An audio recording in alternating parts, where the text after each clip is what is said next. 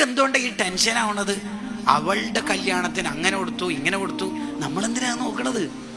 മോനെ, നീ താഴേക്ക് നോക്കി പഠിക്കേ. ഇതിനേക്കാൾ വലിയ സൈക്കോളജിക്കൽ ട്രീറ്റ്മെന്റ് വേറെന്താ ഉള്ളത്? മെന്റൽ സാറ്റിസ്ഫാക്ഷന് ഇത്ര വലിയ മരുന്ന് വേറെന്തെങ്കിലും ഉണ്ടോ? നമുക്കൊരു ഹൗസ് വാമിങ്ങിന് അല്ലെങ്കിൽ വെഡ്ഡിങ് പ്രോഗ്രാമിന് ടെൻഷനാകുന്ന എന്തുകൊണ്ടാ? അങ്ങനെ ആവില്ല, ഇങ്ങനെ ആവില്ല, കുറേ തരം ഫുഡില്ല, ആ ടെൻഷനാകുന്ന എന്തുകൊണ്ടാ? അത് റീൽസിൽ ഇങ്ങനെ കുറേ ഫുഡും എൻഗേജ്മെന്റിൽ ചോക്ലേറ്റിന്റെ കൂമ്പാരൊക്കെ കണ്ടോണ്ടല്ലേ അതിന് നമ്മൾ നോക്കണത്. വേറെ ആരെങ്കിലും നമ്മളെ കുറിച്ച് എന്ത് വിചാരിക്കും അതിന് നമ്മൾ ചിന്തിക്കണത്. ഷാഫി ഇമാം റഹിമുള്ള പറഞ്ഞല്ലോ, എല്ലാവരും പാടെ തൃപ്തിപ്പെടുത്തിയിട്ടൊന്നും ജീവിക്കാൻ കഴിയില്ല. ലെസ് കമ്പയർ, ബാക്കിയുള്ളവരായിട്ട് കമ്പയർ ചെയ്യലൊക്കെ നമ്മൾ നിർത്തുക. മോനെ, നീ താഴെ നോക്കുക. ഇതെന്തൊരാശയാണ് റസൂൽ പറയണത് സ്വല്ലല്ലാഹു അലൈഹി വസല്ലം.